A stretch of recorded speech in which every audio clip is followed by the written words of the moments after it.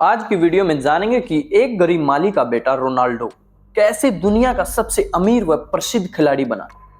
इसने अपने अब तक के लाइफ पीरियड में केवल खेल के माध्यम से ही $1 बिलियन से अधिक पैसा कमाया और ये ऐसा करने वाले पहले बने हैं स्पोर्ट्स के माध्यम से। खेल के प्रति इतना लगाव कि दिल की बीमारी होने पर भी खेल को नहीं छोड़ा।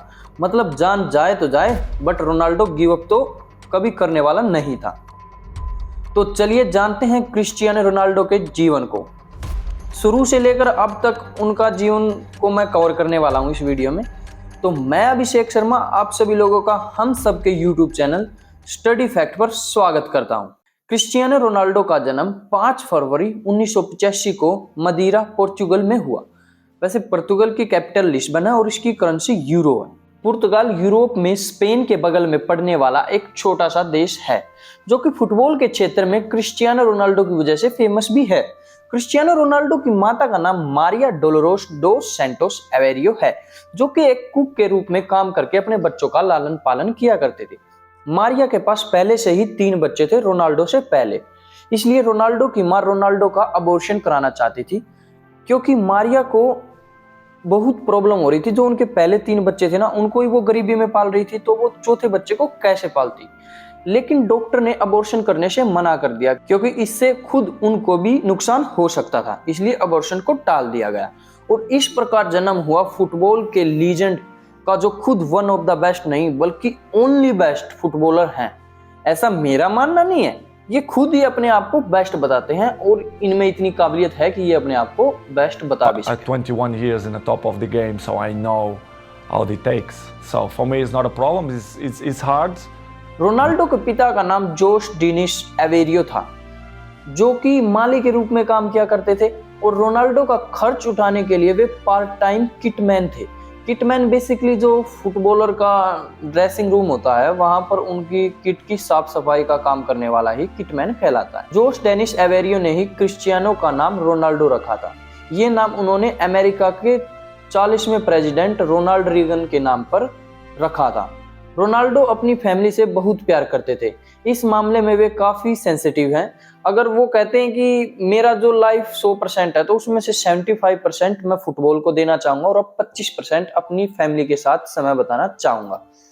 अगर रोनाल्डो कभी लाइव टीवी पर रोए हैं, तो वो केवल अपने पिता के लिए। आप खुद ही देखिए।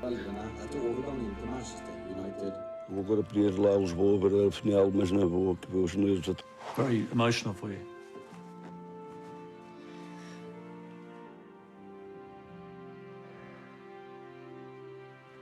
I never saw the video. और हाँ, रोनाल्डो लाइव टीवी पर एक बार और रोए हैं, उसको मैं आगे वीडियो में कवर कर दूंगा, आप टेंशन मत लो, ये सब मेरा काम है। ये अपनी माँ को स्टेडियम में देखना बिल्कुल पसंद नहीं करते, क्योंकि इनकी माँ काफी सेंसिटिव है और कई बार मैच में ही रोने लगती है। रोनाल्डो को डर है कि किसी नॉकआउट मैच में थ्रिल ज्यादा होने की वजह से उनकी मॉम को दिल का दौरा न पड़ जाए। ये कुछ भी मत सोच लगा, वो हमेशा अपनी माँ के भलाई के लिए सोचते हैं। रोनाल्डो का शुरुआती जीवन काफी गरीबी में बीता था। इनका एक बड़ा भाई ह्यूगो है और 2 बड़ी बहनें एल्मा और लिलियाना हैं। इन्हीं के साथ ये अपना रूम शेयर किया करते थे। फुटबॉल तो मानो ये शुरू से ही माँ की पेट में ही सीख के आए थे। 7 साल की उम्र में फुटबॉल खेलनी शुरू कर दी थी और 1992 से 95 तक एड्रोहिना फुटबॉल क्लब में शौकिया तौर पर खेले, बट यहाँ ये बेस्ट ही बन गए। खेल तो शौक के तौर पर रहे थे, लेकिन ये नंबर 1 बन गए थे यहाँ। फिर 2 साल क्लब डेस्पोर्टिव नेशनल या नेशनल के साथ खेले थे। अब प्रोनाउंसिएशन क्या होगी इसका तो मुझे पता नहीं, कुछ पुर्तगाली भाषा, तो अगर प्रोनाउंसिएशन में कुछ गड़बड़ हो जाए तो उसको चला लेना आप इस वीडियो के लिए सिर्फ। 1997 में केवल 12 साल की उम्र में स्पोर्टिंग सीपी में 3 दिन के यूथ ट्रायल में सिलेक्ट हुए। अपने परफॉर्मेंस के दम पर यहाँ पर इन्होंने सिलेक्शन हासिल किया था और यहाँ पर इन्हें 1500 पाउंड फीस भी दी गई, जो कि इनके मोरल को बूस्ट करने के लिए काफी थी। लेकिन अब इन्हें मदीरा को छोड़कर लिस्बन आना था, जो कि काफी मुश्किल साबित हुआ लेनार्डो के लिए, क्योंकि ये अपनी मम्मी के बिना नहीं रह सकते थे। और कहते हैं कि जैसे जैसे शाम ढलती थी तो ये रोने लग जाते थे अपने घर की याद में, क्योंकि उस समय ही सबसे ज्यादा घर की याद होती थी। पैसों की कमी वहां पर बहुत ज्यादा होती थी और इन्होंने एक अपने इंटरव्यू में एक इंसिडेंट भी शेयर किया है कि रात को ये मैकडोनल्ड स्टोर के आगे जाया करते थे। जो इनके ग्राउंड के आगे एक मैकडोनल्ड स्टोर था, वहां पर 2 लड़कियां होती थी जो इन्हें कई बार बर्गर खाने के लिए फ्री में दे दिया करती थी। रोनाल्डो ने इंटरव्यू में कहा कि वो आज भी उन लड़कियों को ढूंढ रहा और उनके साथ एक डिनर करना चाहेगा और उन्हें स्पेशल थैंक्स कहना चाहेगा। अब जो इनका यहाँ पर नए नए आए थे और नए नए इनको यहाँ पर ढलना था लिस्बन में, तो इनको इस चीज की जल्द ही आदत पड़ गई और कहते हैं कि रोनाल्डो यहाँ पर सबसे पहले आते थे प्रैक्टिस करने और सबसे लास्ट में जाते थे, क्योंकि रोनाल्डो का मानना है कि without hard work talent is nothing, यानी कि अगर आप मेहनत करोगे टैलेंट आपका तभी साथ देगा। और ये वाकई में ही मेहनत पर बहुत ज्यादा यकीन करते थे। I'm 21 years in the top of the game, so I know how it takes. So from as you know, I don't follow the records. The records follow me. So it's good. Another one every morning. I do the same stuff. I'm probably the first ones to arrive and the last ones to go out. I think Talent without work is nothing. जब Ronaldo 15 साल के हुए तो इन्हें heart problem हो गई थी। इनको रेसिंग हार्ट की बीमारी हुई थी जिसमें हार्ट बीट दोगुनी रफ्तार से चलने लगती है और ये आमतौर पर खिलाड़ियों को ही होती है। रोनाल्डो ने कुछ ही दिन में इससे रिकवरी हासिल कर ली थी और फील्ड में दुगनी मेहनत से उतरे थे। दुगनी ताकत से नहीं, मेहनत से उतरते थे वो मेहनत को ही अपना मेन हथियार मानते थे। हाँ, रोनाल्डो की स्कूलिंग तभी से ही रुक गई थी जब वो 14 साल के हुए थे। अब ना जाने उन्होंने अपनी मम्मी को कैसे बनाया अपनी स्कूलिंग को रुकवाने के लिए, उनकी स्कूलिंग यहाँ पर सीज हो गई थी। और इनका जो बिहेव है टीचर के साथ इतना अच्छा नहीं रहा है। एक बार तो टीचर के धमकाने पर इन्होंने कुर्सी को हवा में उछालकर जमीन पर पटक दिया था। भाई रोनाल्डो है, उसका एंगर इशू भी कुछ होता है ना भाई, तो वो यहाँ पर दिखता है और वो आज के समय पर फील्ड पर भी दिखता है इनका एंगर इशू। और रोनाल्डो का फेवरेट सब्जेक्ट है सिंस। यकीन नहीं होता तो खुद देख लो अब ये सिंस क्या है, तो आप मेरे को बाद में बता देना कमेंट में बॉक्स पे ये सिंस से रोनाल्डो क्या कहना चाह रहे थे। Subject. What does it mean? Well, maths, mathematics, or English, or Yeah. So yeah. history, or I'm quite good in what do you say? Science. science. I'm quite जब good. ये 16 साल के हुए तो इन्होंने अंडर 16, अंडर 17 और under 18 के club में खेलना शुरू कर दिया था। यानी ये अपनी उम्र से बड़े लोगों के साथ खेलना इन्होंने शुरू कर दिया था। 7 अक्टूबर 2002 को रोनाल्डो ने अपना डेब्यू किया था। लीगा लीग के पहले मैच में ही रोनाल्डो ने 2 गोल दागे थे। यहाँ से इनकी ड्रिबलिंग काफी फेमस हुई थी और जो ये ड्रिबलिंग थी ये एलेक्स फर्ग्यूसन को बहुत ज्यादा पसंद आई थी। और ये ड्रिबलिंग क्या होती है तो केवल ये वीडियो देखिए आप समझ जाएंगे कि ड्रिबलिंग होती क्या है।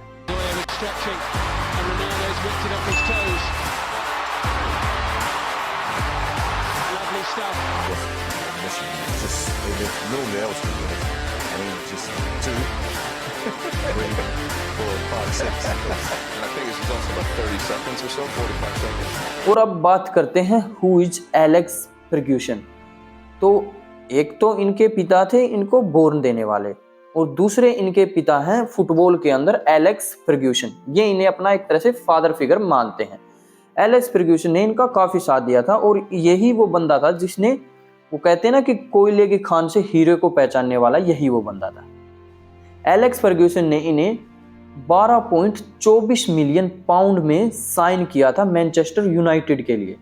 ये उस समय बिकने वाले सबसे यंगर प्लेयर बने थे 18 साल की उम्र में। और ये लीग कौन सी थी? English premium league. अब ये मैनचेस्टर यूनाइटेड में खेलने लगे 12.24 मिलियन पाउंड की रकम से। तो अब यहाँ पर इनको जो प्रॉब्लम आई थी वो थी लैंग्वेज इशू। अब मैनचेस्टर यूनाइटेड में पुर्तगाल से खेलने वाला ये सबसे पहला खिलाड़ी था और वो पुर्तगाली भाषा बोलता और यहाँ पर इंग्लिश आती। तो इनको जो एलेक्स फर्ग्यूसन थे उन्होंने काफी मदद की इंग्लिश लैंग्वेज को समझने के लिए भी। और दूसरी प्रॉब्लम इनको क्या आई कि जो खिलाड़ी थे वे इनसे जलने लगे थे, वो उनको सपोर्ट नहीं कर रहे थे। लेकिन रोनाल्डो ने यहाँ पर कभी मैनचेस्टर यूनाइटेड का साथ नहीं छोड़ा और धीरे धीरे वो खिलाड़ी भी इनके साथ बन गए और ये कैप्टन भी बने थे मैनचेस्टर यूनाइटेड के। और यहाँ पर एलेक्स फर्ग्यूसन इनको एक्स्ट्रा प्रैक्टिस भी कराते थे और इनका साथ उन्होंने कभी नहीं छोड़ा था। रोनाल्डो काफी लंबे समय तक मैनचेस्टर यूनाइटेड के लिए खेलते रहे। फिर उन्होंने सन 2009 से 2018 के लिए रियल मैड्रिड के लिए खेला था। ये भी एक रियल मैड्रिड एक क्लब है। रियल मैड्रिड में आने वाले ये 80 मिलियन पाउंड के खिलाड़ी थे और जो 80 मिलियन पाउंड इनको ट्रांसफर हुए थे वो ट्रांसफ़र फीस इनकी सबसे ज़्यादा थी उस समय, और मैच फीस अलग हो गई और सीज़न फीस अलग हो गई। तो एक तरह से ये ट्रांसफ़र फीस पाने वाले उसी समय सबसे महंगे खिलाड़ी बन गए थे। अब सबसे महंगे खिलाड़ी तो ये बन चुके थे। अब बात करते हैं इनकी ट्रॉफीज़ की। तो इनके पास लगभग सारी ट्रॉफीज़ हैं, और अगर आपको हर एक ट्रॉफीज़ के बारे में डीप में जानना है तो इसके बारे में हम अगली वीडियो में, इनके ही सेगमेंट में आने वाली वीडियो में बात कर लेंगे। इनके पास नहीं है तो सिर्फ वर्ल्ड कप की ट्रॉफी नहीं है। पुर्तगाल ने कभी भी फीफा वर्ल्ड कप को नहीं जीता है। रोनाल्डो ने एक बार इंटरव्यू में बताया था कि मेरा सपना है वर्ल्ड कप को जीतने का। जो इनका टाइम स्टार्ट हुआ था पुर्तगाल के साथ खेलने में 2006, 2010, 2014, 2018 और 2022 का वर्ल्ड कप था, और ये कोई सा भी वर्ल्ड कप जीते नहीं। यानी कि एक तरह से इनके साथ विराट कोहली वाली ही बनी हुई है। जैसे विराट कोहली आरसीबी में कभी कैप्टन रहकर या खिलाड़ी रहकर नहीं जीत पाए, हम उम्मीद करते हैं कि विराट कोहली आगे जीत जाएंगे क्योंकि वे अभी रिटायर नहीं हुए हैं। तो ऐसे ही हमारे रोनाल्डो भाई के साथ भी बनी हुई है। उनका सपना है लेकिन वो जीत नहीं पाए हैं। 2022 में मोरक्को से 1-0 से हार गए थे, जो काफ़ी अनएक्सेप्टेड हार थी रोनाल्डो के लिए, और रोनाल्डो के फैंस इस समय काफ़ी भावुक हो गए थे, और रोनाल्डो खुद स्टेडियम छोड़ते वक्त एक तरह से रो पड़े थे। और आप कह रहे थे ना वो दूसरी बार रोनाल्डो कब रोया था, तो दूसरी बार रोनाल्डो 2022 में रोया था यहाँ पर। 2018 से 2021 तक रोनाल्डो ने जुवेंटस क्लब के लिए ज्वाइन किया था, फिर मैनचेस्टर यूनाइटेड में वापसी की थी। 2021 से 22 तक इनके साथ खेले थे। जो मैनचेस्टर यूनाइटेड में इनके साथ काफ़ी एक तरह से काफ़ी लंबे समय तक रहे, तो इनके साथ काफ़ी विवाद भी मैनचेस्टर यूनाइटेड के साथ जुड़े हुए हैं। अब रोनाल्डो 2022 में अल नसीर फुटबॉल क्लब में ज्वाइन किया, जो कि सऊदी प्रो लीग में आती है ये अल नसीर फुटबॉल क्लब। इनका जो कॉन्ट्रैक्ट है वो 2025 तक का है। अब 2025 तक इनका कॉन्ट्रैक्ट है सऊदी प्रो लीग के अंदर। अब बात आती है क्या रोनाल्डो फीफा वर्ल्ड कप 2026 खेलेंगे या नहीं। देखो, अभी रोनाल्डो ने अपनी सार्वजनिक रूप से रिटायरमेंट तो की नहीं है, और वो अपने ड्रीम को चेज करना अच्छे से जानते हैं। तो हम ये उम्मीद कर सकते हैं कि रोनाल्डो 2026 का फीफा वर्ल्ड कप खेलेंगे। अल नसीर ने रोनाल्डो को हर सीजन में $213 मिलियन में साइन किया है, और ये बात ध्यान रखना कि $213 मिलियन हर सीजन वो देगा, और वो लगभग अल नसीर के साथ 2.5 साल तक जुड़े रहेंगे। यानी 2 साल के ये लगा लो 413 दूनी 26, यानी $426 मिलियन तो उनके पक्के हो गए, और यहीं से वे अपने सबसे महंगे खिलाड़ी भी बन जाते हैं फुटबॉल कैरियर के। उनकी कमाई लगभग $105 मिलियन आके गई है, यानी $1 बिलियन का आंकड़ा छूने वाले भी वे पहले फुटबॉलर हैं। पैसों की बात करें तो ये एक सक्सेसफुल बिजनेसमैन भी रहे हैं। CR7 के नाम से इन्होंने अपना ब्रांड बनाया हुआ है। इन्होंने अपने hotel, cloth market, gym, watch shops और कई तरह के न्यूट्रिशन भी इन्होंने अपने खोले हुए हैं।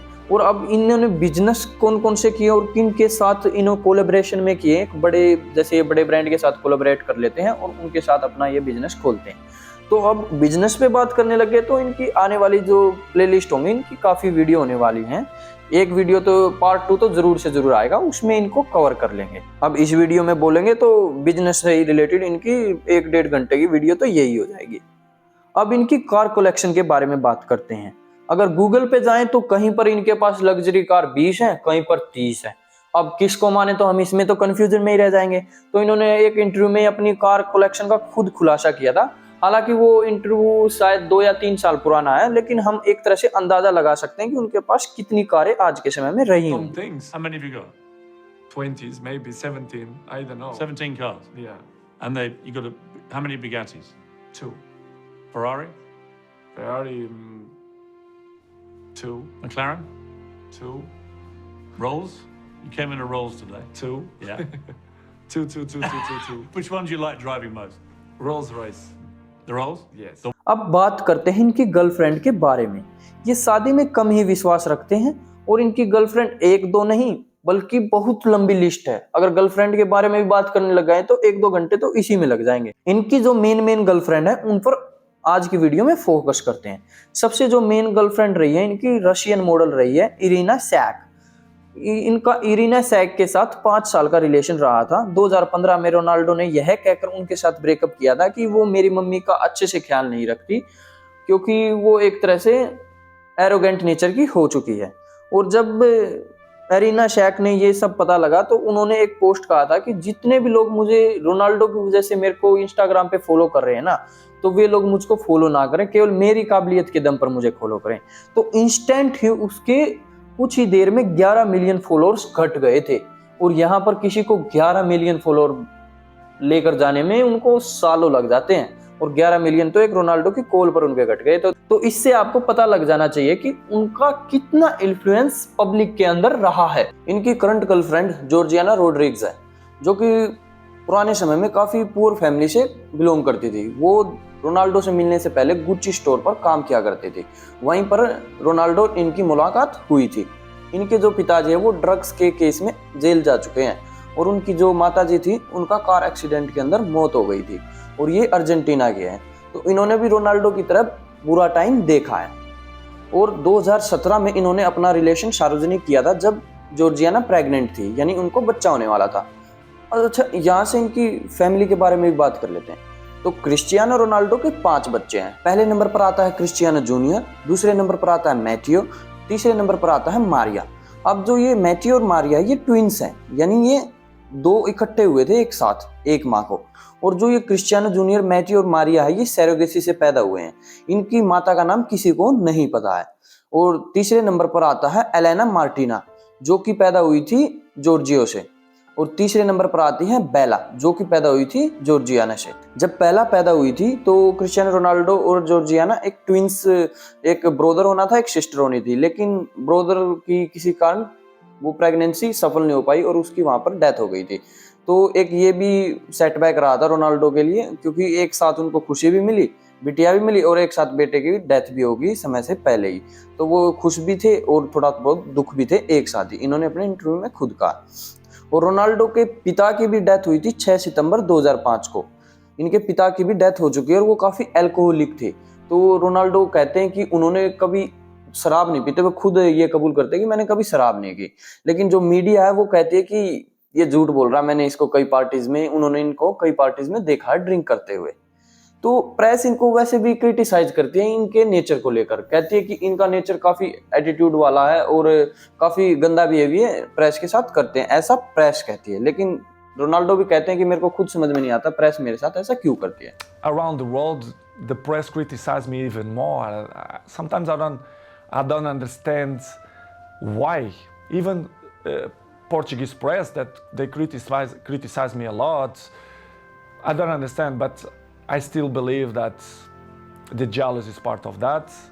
और इनका जो बदन है उस पर कोई भी टैटू इन्होंने नहीं बनवाया है, क्योंकि ये ब्लड डोनेट करना चाहते हैं। तो ये साल में 2 बार ब्लड डोनेट करते हैं और इसलिए इन्होंने कोई टैटू नहीं बनाया, क्योंकि उससे कहते हैं ना कि टैटू वाला ब्लड डोनेट नहीं कर सकता, उसमें इन्फेक्शन के चांस रहते हैं। अच्छा, आपको पता है कि एम्बाप्पे इनके बहुत बड़े फैन रहे हैं बचपन से ही। वो जो एम्बाप्पे है अपने कमरे में चारों तरफ रोनाल्डो की फोटो लगाते हैं, और जब रोनाल्डो को ये बात पता चली कि एम्बाप्पे मेरी जो फोटो लगाकर और मुझको रोल आइडल मानता है, तो उनके साथ ये खेलने भी गए थे। बचपन की ये वीडियोज हैं जब ये रोनाल्डो के साथ खेले थे एम्बाप्पे।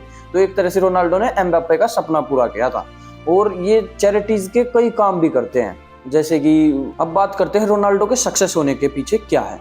तो एक तो देखो वो गुड लुकिंग है, एक वो क्रिस्मेटिक प्लेयर है, और एक वो कंपटीशन को बहुत ज़्यादा मानते हैं, क्योंकि वो हमेशा सोचते हैं कि मेरा जो कंपटीशन है वो वर्ल्ड के टॉप जो बंदे हैं, जो टॉप फुटबॉलर हैं, उनके साथ मेरा कंपटीशन रहता है और उन सब में मेरा नंबर 1 रहना ज़रूरी है।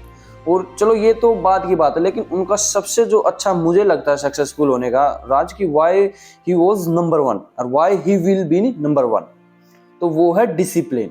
वो डिसिप्लिन में रहते हैं। जैसे डिसिप्लिन से रिलेटेड ये बात ही देख लो, एक दिन उनका एक्सीडेंट हुआ था और अगले दिन वे फील्ड पे उतर गए थे गेम को खेलने के लिए फुटबॉल के अंदर।